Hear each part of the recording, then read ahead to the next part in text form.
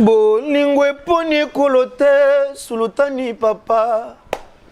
Mais l'amour est comme on kolonga ye. Et pourtant bolingo zabili ya motima wapo tabasama pali ya kamatiti na français babengi herbivore.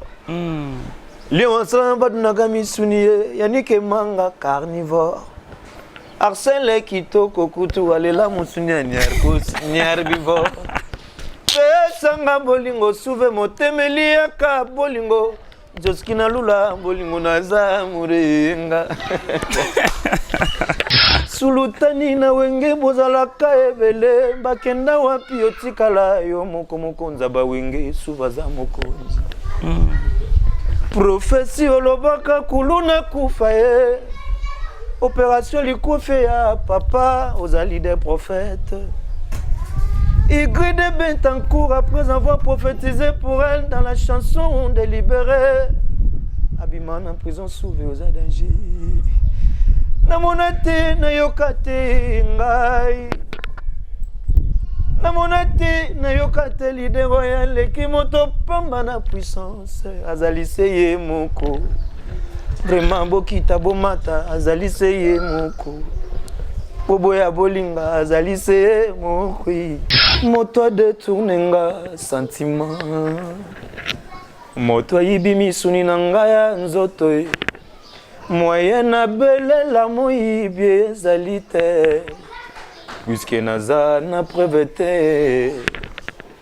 Eloko ba yibinge zomonana te. Zalaka kana conscience akozongi sa mama. Etenya molimo ya mwana moto mema. Nazana makasi yako kunda kosekwisa ezayo. Moto apasoli manke soso na moto abomi mwana soso.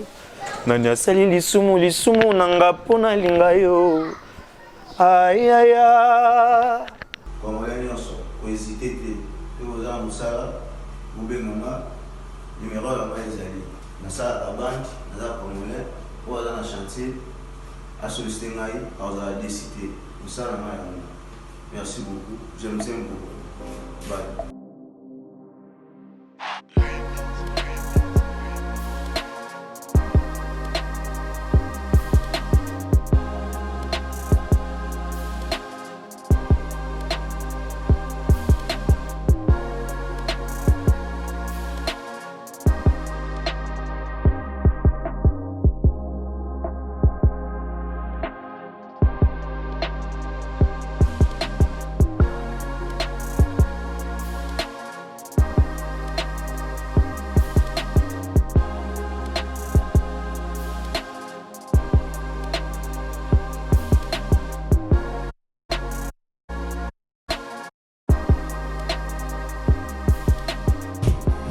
Quand les plaquistes sont finis, on pose les bandes.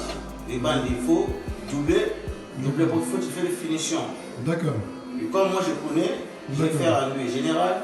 D'accord. Première couche, deuxième. Après, il faut passer. D'accord. Montrez-nous un petit peu ce que vous avez fait dans les autres pièces. Ah oui. On va vous suivre. Maître Peggy, il est en plein boulot. Oui. On va le suivre. Donc, Maître Peggy, ici c'est quoi? Ici c'est salle de bain. Ah, ici c'est la salle de bain. Salle de bain, oui. D'accord. Parce que j'ai déjà fini ici, finition tout. D'accord. Et je vais doubler tout. D'accord. Pour faire la nuit générale. D'accord. Deuxième après, on passe. D'accord. Dans l'Ingra la paix, dans un Congolais, les aïeux nous sont venus. Vous citez, au côté, vous avez cité. À travers mon côté. Dans un, mon frère, Gilles Boukassa. Ah oui, c'est mon frère. C'est vous souvenez que vous soyez. Si, si. Et donc vous avez appuyé sur ma Congolais, vous avez cité. Papier, bon, peine. Congolais et puis tout le monde. Tout le monde. Voilà. Mundele, Nyonso. Voilà. Mundele, Kolo, Nyonso. Carrelage, bande, peinture, enduit, tout. Vous n'avez pas décidé, sinon même pas. Merci pour votre confiance et fidélité renouvelée à cette émission Connexion au 24. Mesdames et messieurs, vous êtes en train de vous divertir à travers votre chaîne Alice Mibilou, la Patrona TV. Devant vous, c'est Arsène Kitoko, l'image de la presse par Popi, le maréchal de la presse congolaise. Et nous réalisons cette émission à Kinshasa, la capitale. C'est vrai qu'aujourd'hui, nous avons le réel plaisir pour nous de recevoir pour vous un artiste bourré d'Itala. Lui, c'est Joski. Il évolue au sein du groupe Wenge BCBG, les Papa Chéri Binadama. Je vous le confirme, Papa Chéri a livré concert le 13 février Oyo na Champagne Bar. Tout à l'heure on a Joski qui est mon invité. Pourquoi pas tout le l'actualité Oyo ont dominé la musique congolaise. Donc clôturer émission na balle de match. Est-ce que Joski a aimé na balle de match? Point d'interrogation. La question Yabiso. Ma réponse est à Joski. J'ai dit merci na Peggy Mopela, garçon capable. Merci à vous. Merci aussi à Alice Mibilou, la patrona. Merci aussi à Alain Tita Androkwa, les puissants, l'homme. C'est l'homme mon cœur, Alain Tita Androkwa. Merci à vous, Rossi Kapinga, la femme de l'homme, Maman Jeanne Moussaou Katumbai en direct à Londres. Merci à vous, Lady B, Benita, Belinda, La Verte, Mokonzia, Birmingham. Merci à vous. Montréal et Victoire Likundi, avec votre permission, Fongola Bisso, on a recevoir mon invité qui est Joski, à qui j'ai dit bonjour. Bonjour, Arcel Kitoko. Santé. Bébé, ben, pas Popi. Le maréchal. Le maréchal de la presse. Ah, c'est du lourd, hein. C'est vraiment du lourd, donc. Et ça l'est bien. Ok. Moi, il faut que ça voilà. Kilo, quoi. La façon dont on s'est présenté, la façon dont on comité qui n'est pas battu, n'est pas tout. La mort et la vie, les arganes. Au pouvoir sont au pouvoir de la langue. Voilà. C'est plus moi nuance voilà. Il faut que la maman papa chéri mon papa l'homme qui a mis l'eau dans coco, l'homme qui a sucré la banane. Tu vois? Les Benjamin de Wenge. La voix qui donne des frissons. Les Benjamin de Wenge. Les Benjamin de Wenge. Donc ils ont toujours bon l'homme il y a toujours un support pour na. Et ça les Benjamin de Wenge. Et ça sous yo ya bandu ya barepo yemo binadamu mtabenga les derniers fils nés. C'est lui-même, non? Est-ce que vous méritez un mot? Papa Chéri sentimental tel. Sera bête ni bon c'est que au méritant. Au méritant. Je mérite tout ça dans moi rétrospective que tous on kesima. Comment est-ce que tu as connu Papa Chéri? Bon, on peut tourner ma émission na yo quoi. Ngai Papa Chéri naï mutasala qui na intégré BCBG mutasala nga pont mutasala que les lots jusqu'à ça évolué au sein du groupe. C'est d'abord Roger Ngandou qui avait découvert le talent. OK. Alors en sans cesse mon vieux Roger Ngandou de l'international que je salue. Plein de bonnes choses à toi et bonne année mon vieux. Il m'a découvert nga liboso parce que nayaka ote kanzembo. Et pas international Roger Ngandou. Et quand je suis venu vendre la chanson, on s'appelle Nanzembo, s'appelle Lipena yo chanteur Ngoyem. OK. Les gars ma bongisa nzambe, les nzamba simba mutema naye akia solo Lipena na boss Papa Chéri. Peut-être les solo qui n'a découvert talent mon beau petit mon oiseau il m'a bien so yoki au s'appelle. Remplir les gars bien tinayepe Papa Chéri moninga na sali test nanga ça va les gars bien ti les lopé. Donc histoire nanga peneza nazaka moi bref nazaka na sali fona nazaka bref pour mamna lo baba papa nanga ile wa ba José Tumba Mukanda ba yebi makambo grand frère Bunel Lomba et Olivier Mipia et le boss Aimé Bossele ba yebi makamna lo ba na le président national du parti politique G4, Génération 4, Gaston Mfumo Chamba. Faut boire très bien. Asolara très bien. Son excellence Bambote Belé, ma solo non. Ce que on lobby au côté Kanzembo. Nzembo on a album nini et c'est bien. Il y a pas de match. Il y a pas de match. On a déjà dans le 9 ans depuis dans un groupe. Donc on dit que tu vends la penza wana Oyo te kanzembo Emela Yokio Roger Ngandou asepeli na nzembo asepeli pe na yo mutu. Est-ce que ezala ki pe choix na yo obeta na BCBG? Oui, ezaki en fait rêve quoi. Choix mes rêves. C'est quelque chose que j'ai rêvé depuis. D'être près d'un grand leader de la musique, grand homme de la musique, n'a évolué, n'a eu qu'à rapper appréciation par rapport à talent nangai. Natala c'est que les mondes peuvent dire ou critique nini mokili au bois kelanga par rapport à boulot. OK. Yango na baraté. Un jour il faut évoluer permet na un grand parce que pour être un grand un jour il faut courtoyer les grands. Tu vois? C'est un peu dans alors pendant tous ces temps-là, au Kenda t'es pour nini parce que Roger Nganoza a musicien. C'est l'opportunité, l'occasion qui me manquait dans le temps. Vous avez une bobangi? Non, pas la peur. Moi, je n'ai jamais eu peur parce que la peur, c'est une arme de faible. Et moi, je n'ai jamais eu peur. Mais il fallait affronter directement la balie à répétition. Dans la vie, il faut toujours attendre les moments. C'était pas les bons moments pour moi d'aller intégrer BCBG. Okay. BCBG, ça a facilité à monter. Et ça, quel ce moment, nous sommes un peu de tomba. Ok. Est-ce que ma petit mukolo mpaka singa ko tsa suku na tonga. OK. Oui, bi difficulté so mtu da komi agir comme on a pas mal. Ah mon atelo. Suku za tonga singa ko tsa kuna. Très bien. BCBG pour intégrer ça, ils n'ont pas de difficulté du genre. OK. Mais ils ont facilité pour nous intégrer BCBG. Critère nini parce que au moins déjà papa chéri, au moins il peut déjà kokota payer batu misusu, au moins il peut ba départ payer batu misusu. Critère nini penza o bazola rabatu na BCBG, c'est to koyeba. Ata 3. Il faut d'abord être un talentueux. OK. C'est d'abord les talents qui priment. D'ailleurs, ils ont un slogan mon prêtre à l'Obaka. Chez nous, c'est la compétence et non l'influence aux médias. Comprends? Très bien. Il faut d'abord avoir du boulot, pas n'importe quel boulot, parce que vous travaillez dans un big deal, c'est grosse affaire chez Papa Chéri. Donc il faut d'abord les talents imprimés, et puis après tout ce que tu quittes la devise, bon chic, bon genre. OK. Donc en quelque sorte, tu roules au bac et moutou pour y BCBG, il faut yeba d'abord nan ko yemba. Mais oui, il faut yeba no boulot, parce que oyo qui sont la kuna na nous allons mamba ko yemba na ko bina. Apport na onan. OK. Parce que ils ont déjà orchestre ils ont hébergé ba talent déjà au Saranate. Au mon qui les yebi. Ils ont orchestre ils stable déjà. OK. Comprends? Très bien. Quand toi tu viens, qu'est-ce que tu es venu apporter? Tant que le professeur Gilles Kibben sa goyemba, tant que Venabiso Trabendo goyemba, tant que Rio de Janeiro goyemba. Tant que Yopo goyemba, est-ce que boyeba bena ki Isaïum toyemba? OK. Parce que baba bato ba yemba danger déjà. Papa Chéri mon couteau déjà chapeau tarda dans l'école leader écoute le couteau. Et maintenant quand toi tu vas commencer à travailler avec ce genre de chanteurs, des artistes. OK. Ton apport les animes, est-ce que particularité nous les animes parce que pose à la remarquable. Les autres que ça monnaie, les autres que ça va aventure. Très bien. Comprends? Et n'en est ma bête. Les autres que non, il faut y avoir un boulot. Tant que y boulot c'est bon. Donc il y a un peu ça battre le bac papa Chéri a un formateur il y a ça encadré bino. Bref, Joski aux formation papa Chéri ba encadrer yo parce que o ya ki dia webi ko yemba. On nous encadre, on nous forme pas. Là je suis très clair, je le dis avec tout le respect. On nous encadre parce qu'on a ba orchestre ou tokenda ko kota ou beto ya ko travailler bazaka dia na poser bato ba yebi. Ils n'ont pas ce temps-là au Bandagola qui s'agabine du sous non.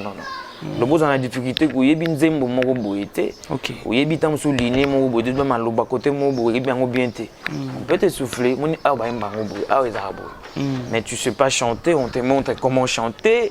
Tu sais pas comment chanter dans la guitare, on te montre comment respecter les notes. Non. Et ça il atteint. Très bien. Là on sous-entend que quand tu es venu, tu as déjà une notion. OK. Comprends? Et maintenant, la notion là que tu as, c'est ce qui sera encadré en fait. Et quand le talent est bien encadré, il faut s'attendre à émerger, tu vas évoluer, tu vas ajouter encore des nouvelles intelligences aux acquis n'angoté, parce que vous a encadré. Très bien. Parce que le talent seul ne suffit pas. Dans le monde artistique, quel que soit dans le monde sportif, tu peux être talentueux, mais si tu n'es pas bien encadré, ils ont quoi maït, si vous avez un canivoté, panzani. Très bien. Mais quand l'eau est bien canalisée, tu verras qu'il ne peut atteindre l'objectif. J'aimerais autant la caméra à Victoire Likunde. Okutanina Roger Ngandou. Ayokio na ndenge na une oreille musicale yaye. Oye Papa Chéri ayokio na ndenge na ye. Alors, qu'est-ce que Papa Chéri a ajouté à Katia Joski musicalement? Papa Chéri a ajouté la maîtrise, la scène. Papa Chéri m'a encore donné cet esprit très mûr dans le monde artistique. Ok. Il m'a vraiment prouvé encore davantage que non, un artiste, il peut gagner sa vie en chantant, en dansant. Ok. Il peut être bien respecté par rapport à son boulot. Très bien. Parce que Papa Chéri n'est pas un ministre, il n'est pas un politicien. Ok. Mais il a moins notoriété, il a moins niveau, tout le monde le respecte. Très bien. On ne le respecte pas parce que c'est un ministre de l'hydrocarbure comme notre vieux, les génies blancs, Didier Boudimbe. Ok. Son Excellence, mes respects. C'est pas parce qu'il est l'extraterrestre, Papa Molendo Sakombi. Très bien. Mais on le respecte parce qu'il fait bien son travail. Il a gagné sa vie avec son micro. Très bien. À danser sur le podium, à transpirant, à montrer le monde de quoi est-ce qu'il est capable sur le plan artistique. Très bien. Voilà. Est-ce qu'il y a aussi des musiciens au sein du groupe BCBG Oyoba Yembara Koleka Papa Chéri? Sans polémique. Au sein du groupe. Tu sais, les patrons où le papa n'a jamais eu tort, parce que papa, c'est une bibliothèque.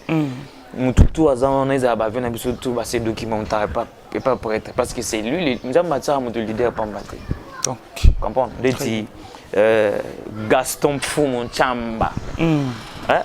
S'il est le président national du parti politique G4, c'est bien sûr en connaissance de cause. Ok.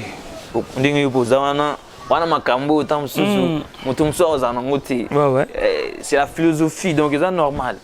Donc, il est déjà le quoi l'idée. En tout cas, il y a azate. Ok. Azate. Le premier jour, je suis allé à podium. C'était comment? Ils allaient qui wapi? Premier jour où on a matin à podium, maintenant d'abord, ils ont lu à répétition. Ok. Na Palme Beach. C'était en 2013. Ok. En 2013, j'arrive maintenant moi soir. Platini Capital, l'officier patron quoi. Mon papa José Tumba Mukanda, Yannick Manga. Est-ce que la peur c'est une arme de faible. C'est devant l'obstacle qu'un vrai homme se mesure. C'est devant l'obstacle que tu dois te mesurer. Au moment où tu as chance de intervenir dans Papa Chéri, c'est par là encore que tu vas te mesurer. Parce que est-ce que tu sauras nager? Pourquoi pas? Tu vas nager ou tu vas te noyer? Tu vois? Voilà. Ça sera une grande preuve de ta vie. Tu vois? Donc c'est un peu dans ce sens. Un gars qui est déterminé en son boulot, il ne peut pas avoir peur. Mais il doit se mesurer dès que l'obstacle se présente.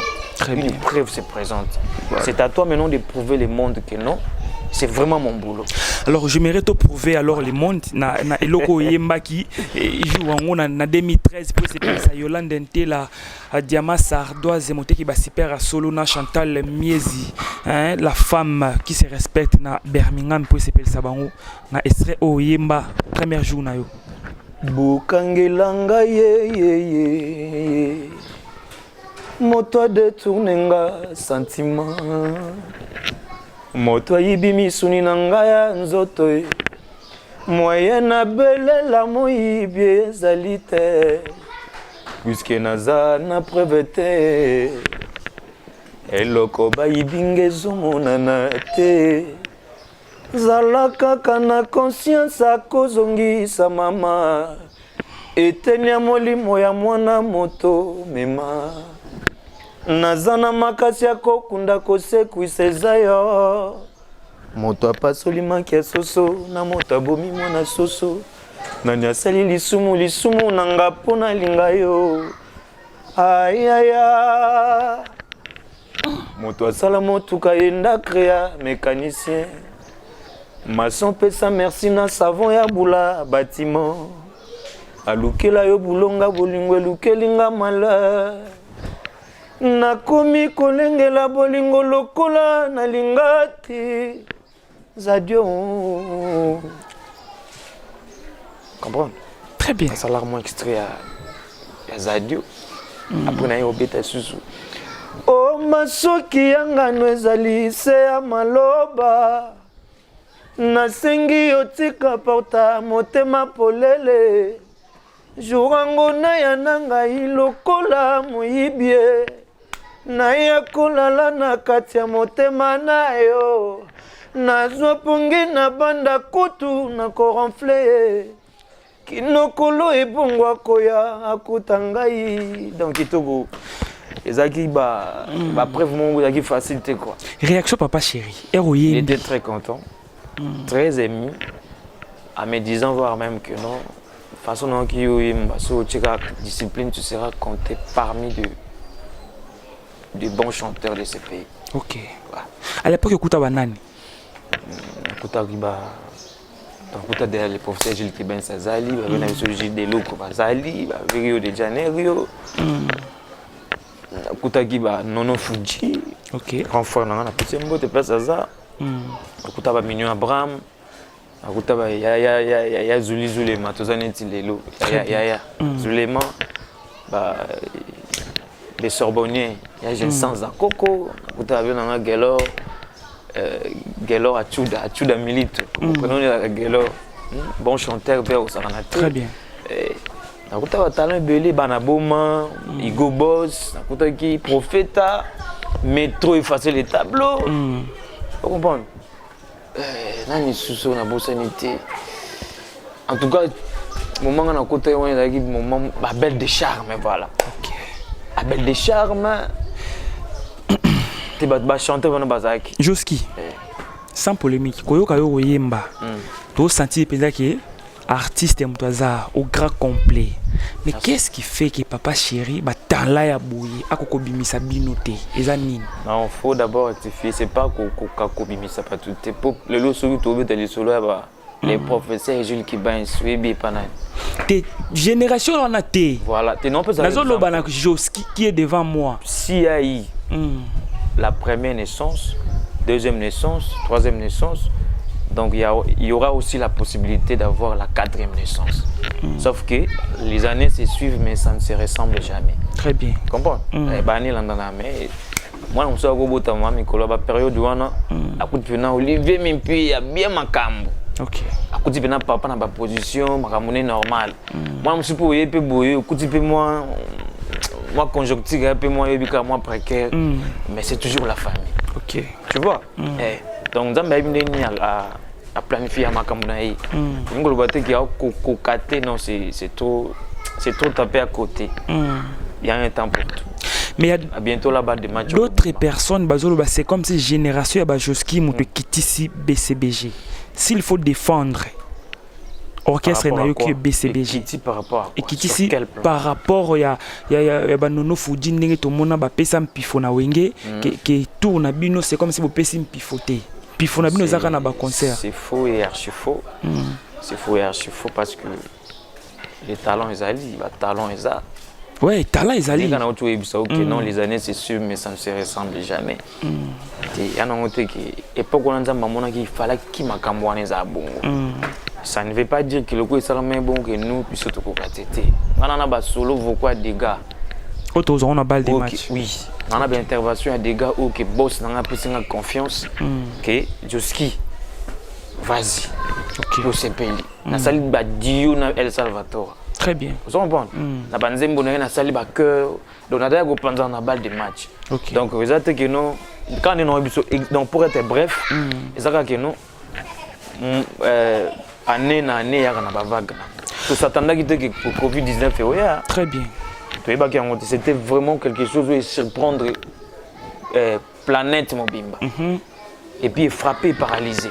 Inspiré au Pémaram Bébélé? Oui, il faut une notion. Très bien. Il faut une notion.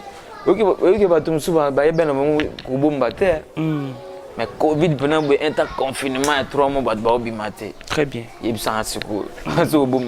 Voilà. Et il faut être très bien. Conséquence, c'est que jamais que conseil des fois. Moi, j'en profite dans l'émission où on a félicité Papa Chéri parce que sans album, 11 ans, c'est pas facile, mais bah concert plein.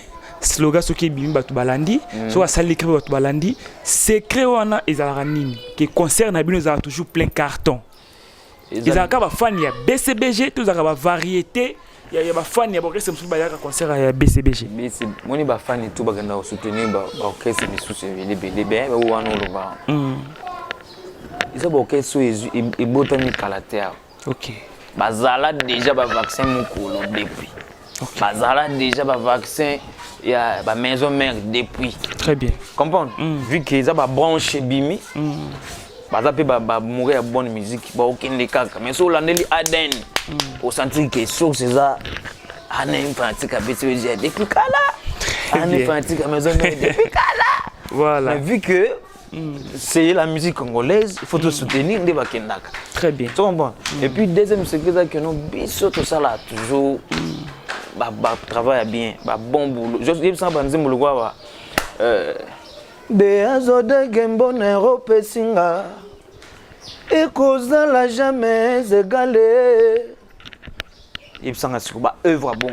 Très bien. Ba santé touché. Ba santé touché. Aujourd'hui banzi mulugwa ba internet. Ba minata sila. Ba œuvre. Merci pour yo mobimisa. Na lingata no ba pour ba to betela on tolo. Moi que yo mo enfin toyebi. Banzembo avec âme. Merci. OK, ils ont la date d'expiration. Très bien. Mais est-ce que tu reconnais qu'en 2021 Bobeti pesa ba concert libanda Congo té? 2021. Difficultés à côté ni. Tobimaki. Tu connais ba Guinée. À part Guinée, ba Malawi. C'est une province na biso ya kolobate to kotaki to betaka na biso. Ya on a biso ka geno. Et puis il faut y avoir 2021 où les Guinéens, Pascal et les gars belé un territoire parce que Covid, maramouane zaki belé. Donc le quoi maramouane il a li siko boy tout en denza mazo bon ça 2022 et que maramouane bien oya. Poto mangaka yo? Poto. Te mangaka ngati. Mangaka côté hein? Te mangaka ngati. Rêve na ezarani comme pas chez. Vous ne belé. Mon Miki. Toujours la BCBG. BCBG. Rêve na yo ezarani ni pemena papa chéri. Pemena rêve na no de kokisama. OK. Na puso na no na imana na beta na okesa munene lokwa et pas leader munene lokwa jibem piano papa. Très bien. Isalama. OK. Ayebi na zaboué papa chéri ayebi ngai. Ayebi kina parmi ba musiciens na ni musicien moko moné Joski Zola. Asala boulot n'est pas mal. Ba tupe mon kilindambo ata 20% ba yebi que Joski Zola za musicien ya jibem piano. OK. Et c'est déjà réussite mo boy ponanga. Et pour belo ebi combien ba ça na ba milliers balu kata beta un mois no kese mo boy leader moi zata na idine na mutu. Très bien. Azana ba azwa chance wana te. Comprends? Très bien. Ngapa na koza na problème boy allo boss aya ubengi aya mbio pe. Ah Joe, c'est comment? Ah boss tala boy. Ah OK, c'est t'inquiète, on va régler. Très bien. Tu vois? Ils ont maman na ngolo faut même nga pour comprendre que na derrière na grandeur. Nini olinga papa chéri saïla yo maintenant saïla oté. Na vie musicale na. Tu salinga déjà on a rango pour ça. Déjà salinga déjà. Kopé sanga chance ko yimba na yi, confiance wana déjà. Ça elegi mutuka na lupango na lumière wana. Très bien. Pour yangunde ibinde na makambo. Voilà. Na yembi na yi, na sali diyu na yi, na beta ke pa na yi. A comment me mangai ba voyage, pesanga confiance, c'est tout. Très bien. Mamusuzu wana nzambe bika ndenge yana ndenge na. On a luka papa chéri na zongo déjà. Le 13 Bobeta na Champagne Bar. Ouais.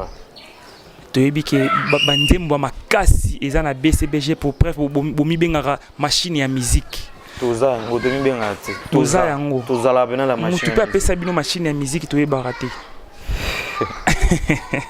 Ona epsa ko ke benga nzambe kumbu nzambe na epsa ko. Bible. Bible et Bible salami écoute de kumbu nzambe ebite. Bible c'est salama parce que batumba comment Bible. Très bien. Ce qu'on peut dire yimbaga benga kamuni wasamu kil benga nzambe na epsa. Banzimbo to yimbaga yawe na Bible yawe pambolama na comment. Dino ibike wana nzembo nzambe. C'est inspiration. Makamuni ya valando lobi. Donc papa chéri makamuna pe yango parce que c'est l'homme qui a les bénédictions de l'Éternel. Sulutani na wenge bozalaka ebele bakenda wapi otikala yo moko mokonza ba wenge suvaza mokonzi. Prophétie olobaka kuluna kufa ye. Opération likufe ya papa ozali des prophètes. Igri de Bentancourt après avoir prophétisé pour elle dans la chanson délibérée. Abiman en prison sauvé aux dangers. Namonate na yokate ngai. Namonate na yokate l'idée royale qui motopamba na puissance. Azaliseye moko. Vraiment bokita bomata azaliseye moko.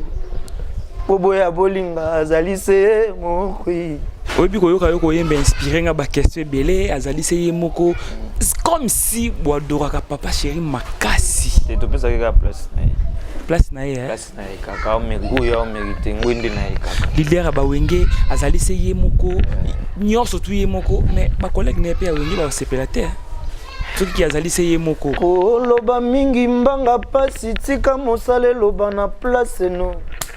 Souve leader à vrai papa et Yo mon choba mamba evra. pour loba sala sala rien esprit à vrai ba puisa na binadama. Socrate fut le père de la philosophie, Binadama le père du clan Wenge. Bobo yango.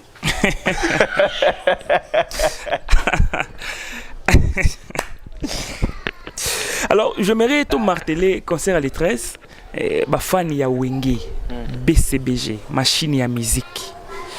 Bah ya koyoka ba nini, ba umba, ba santé touché. Bah ya, bah rejoint pas moi extrait à balle de match parce que comme il est, moi on doit le web ou illustrer moi extrait à balle de match parce que bah déjà na ben wana. Ramboza ebelé a bien, boya vraiment, boza ba yoji à papa chéri, bo mona ba les anges adorables na ye. Bokomona makamba surtout les ebelé Saint-Valentin wana de 13 bana poto boza la scotché na ba direct na ba nini Patrick Diana hein grand frère nga propre Patrick Diana ça la scotché pour ça la déçuté quoi ya Brunel Ombaye ça la scotché là je vois encore Junior Mabaro le président du Congo central hein, président Junior Mabaro Zala scotché Alain Zola, hein, là il du vampire quoi. Vous allez scotché donc vous allez vraiment. Obi Alain Lukoji, docteur, papa des filles, famille de A, Alobaina Tunayo, en grandissant, Erozokola.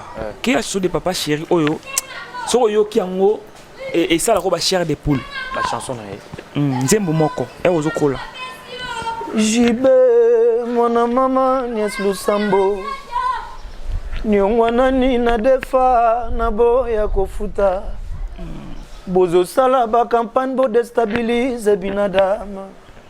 Boko resinga mokolo nzamba kolala pongi. Élévation nanga eutani orient to occident. Eutana nzambe oya sala ka grâce. Na ye na ba humble na bato ya lingi. Chamutu Chanzambi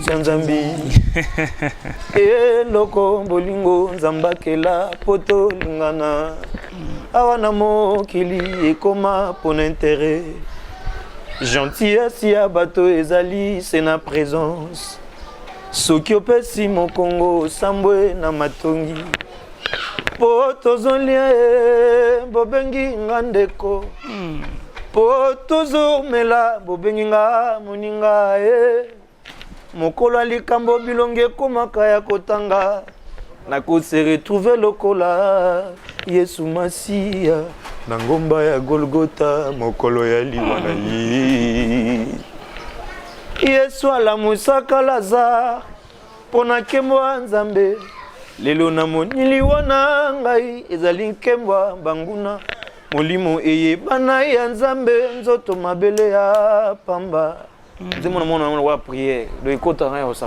Très bien. Est-ce que Bandemba Boy, tu as combien la balle de match? Donc, vous sentez que vous commenter trop. Kitoko Oyoka, Arcel Oyoka, album, pour comprendre que non, nous sommes vraiment la machine à musique. Est-ce que vous allez encore frapper? On va frapper comme on n'a jamais frappé. Et ils ont maintenant Nicolo Makas. Nicolo. Très bien. Est-ce que vous nous confirmez que 2020 tu reçois pas des matchs? Moi je peux pas, c'est pas à mon pouvoir de vous les confirmer, mais ce qui est vrai, l'album est déjà carré quoi. Tout est fini. S'il faut dire dans 2 ou 3 jours, bien dans une semaine, vous avez un album. La preuve est que vous avez extrait, vous avez Tetendai, vous avez extrait, Elga, Bedachou. Donc ça montre que nos albums, ils ont déjà. Alors j'aimerais oteka voko na oti na balle de match. Et c'est ça tout balingaka yo balingaka pe wenge BCBG. Vu que l'album na biso na limite la ba mo yiba plan fort. Ya mo no betaka bandambo. Et tout est ngata bandambo kasi. Nenga kuna imba na ngo tuti. Le président national quoi, du parti politique G4, Génération 4, Gaston Mfumo Tchamba, son excellence, big dédicace na yo quoi. Platini, Capeta, le chauffeur de son excellence, Bambote, l'officier patron, Bambote Dele. Peninga ye suki malembe, peninga ye suki lentement. Makasi kumyoswa bébé, ozolukoka tanga belele. Quoi faire rien vinanga esi asimbi sizo. Zelanati kila yo motu. Opesango forme nyonso elingi yo. Soki pera bolingo nanga yeye. Très bien. Et la ma valeur est si la valeur na kinte quoi. Arcel Kitoko est si la valeur na kinte quoi. Patrick Diana est si la valeur na kinte quoi. Yannick Manga est si la valeur na kinte quoi. Et la ma valeur est si la valeur na kinte quoi. Kakava malade bayambaka na salle d'urgence. Oya bolingo na zela kango na motema wa na mawa. Ingelele ingele ifoto inge kolela ba bébé como tourmenté na matoi mangai na como belela sans sauvetage ngana ngai disque dira bolingo ko tu c'est comme on l'a donné sur le dernier wiza dala mambo. Félicitations. Ouais. Tant que vous avez dit que vous avez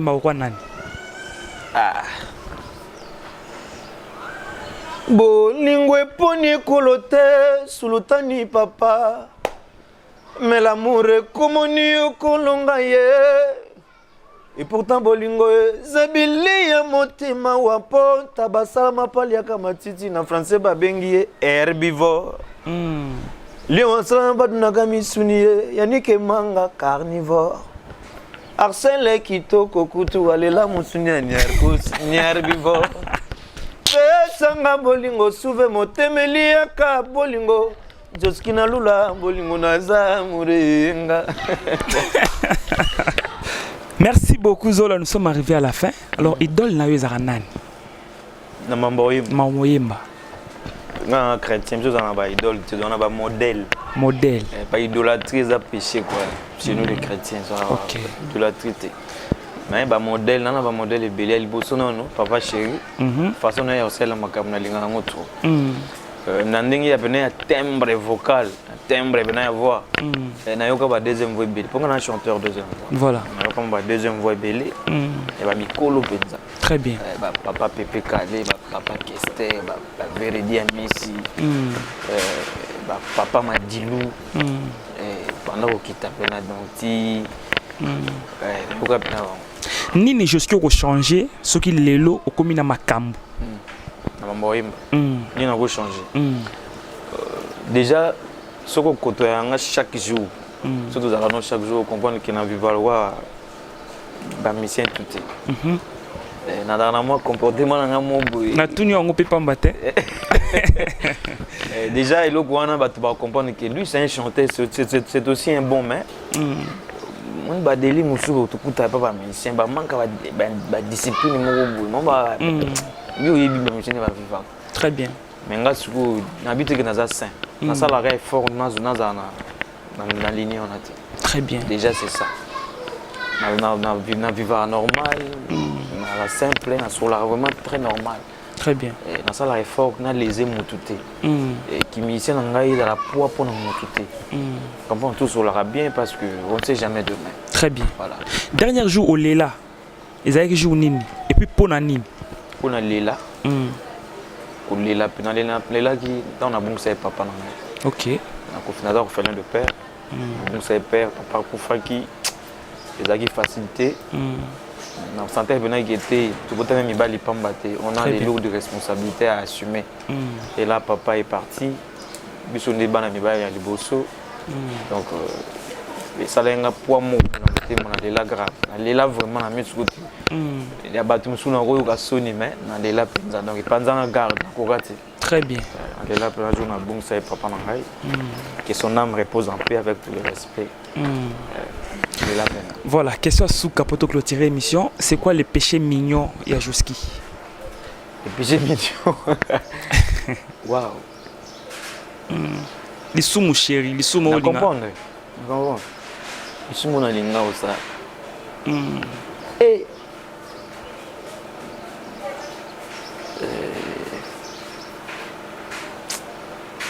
en tout cas, on a eu bisouté, les sous, vous avez fait les sous, évitez quoi. Mais, j'aime partager. Je dis souvent, je tout excès nuit. J'aime partager avec comment dirais le mien quoi. J'aime partager avec le mien. Quand tu as un pot na bango, na un grand cœur, mon bon, tu as gros salanga faux, mais mon a, mais là on a nos caca. Très bien. Yango garandi na kana mon. Les sous mignons, le gros mon a linga ko sala vraiment rien. Abanga non Nzambe pour la prière, la prière na ko sala les sous déjà, même si tu as mignon, même si tu as né ou ko kolora ngo ya ga les sous déjà ça kama. Très bien. Nous sommes arrivés à la fin. Alors, le programme est à part le 13 février, pour la Champagne Bar. D'autres programmes, quelques dédicaces et puis le numéro de téléphone. Déjà, on a fait un numéro de contact. Ouais. On a critique, remarque et ça va bien. On a artiste. Mon numéro est plus 243 81 66 94 940. Plus 243 81 66 94 940. Donc, tout ça, on a début d'année. Le programme est belé, on a dévoilé. On a mis placé au dévoilé, on a vu Roger Ngandou, Blanchard Moussaka, il y a un peu de Bazali. Donc, ce n'est pas à moi de dévoiler le secret, mais ce qui est vrai, le programme est vraiment costaud pour les belé. Voilà. Donc, déjà le 13, c'est dimanche 13 février. Valentin, Valentino, tout. Rendez-vous à Moko, chez Binadama, la machine à musique. Boya et Belé dans Champagne Bar, c'est $50 seulement. Place pour tout Capena, la belle mélodie, place pour se retrouver à Boya et Belé, tout c'est là vraiment bino. Donc c'est un peu ça quoi. Voilà, la dédicace. Donc on appelle ici son excellence Gaston Fumu Chama. Gaston Fumu Chama. Bambote Belé place aux Ali. Le président national du parti politique G4, donc Olivier Mipi, Aël Boss, Bambote, Brunel Lumbaye, Papa na Chloé, Yanis, Bambote, il y a Patrick Dianana Peso Bambote, honorable Patrick Katengo, la force de la jeunesse, Nakata Katanga, honorable Patrick Katengo, on a Peso Bambote, mon honorable, Yannick Manga, l'homme du passeport rouge, Ndongo Abega, de tous les temps, de tous les jours, Bambote Belé, mon président Junior Mabaro, na pesi Rems Abdul boutique Ikra na Lubumbashi pour kenda kosoma bilamba et pas ya Rems Abdul na boutique Ikra adresse yaka moko bozo ba pièce bien donc blague était Christian Papa Chéri les Canadiens les plus suspects Christian Papa Chéri Bambote honorable Oswald Mpaka Fiston Koulou le grand gérant de l'hôtel Les Ponts Nakati ya Lubumbashi bambote maman Agnès Shinande nde makambo Shinande nde makambo loboko pete maman Agnès Shinande na peso bambote Galonto ya grand frère propre et Aimé Bossele, je vous aime tant, je vous aime tellement beaucoup. Joski est là. Appelez-moi par mon numéro. Boko Melangai. Rappelez-moi l'issoussou. Place na Gafa qui na Bongissa. Nous sommes des humains quoi. L'erreur est humaine quoi. Mon numéro est plus 243 81 66 94 940. 81 66 94 940. Merci Arsène Guito pour dépenser à moi. Merci beaucoup, le plaisir est partagé. Nous sommes arrivés à la fin, mesdames et messieurs. Je dis merci à l'abonné fidèle Alice Mibilou, la Patrona TV. Merci aussi à DJ Faya Béton de London. Merci à vous. Merci à Maman Madi Wembo au Béton. Merci à Peter Ngoma, Papa na Owen et Motema et la grande dame Menacha Lutumba. Merci aussi à mon vieux Christian Ngoma, le roi célèbre à Paris, Motema Malou Bokomo. Merci à Fiston Lubamba, 4 saisons. Mais c'est propre, Elton Diogo R9 na Brésil. Merci à vous. Merci à Victoire Likunde derrière la caméra. Quant à moi, je vous retrouve très prochainement invité. Pourquoi pas, na numéro. Je vous dis bye bye.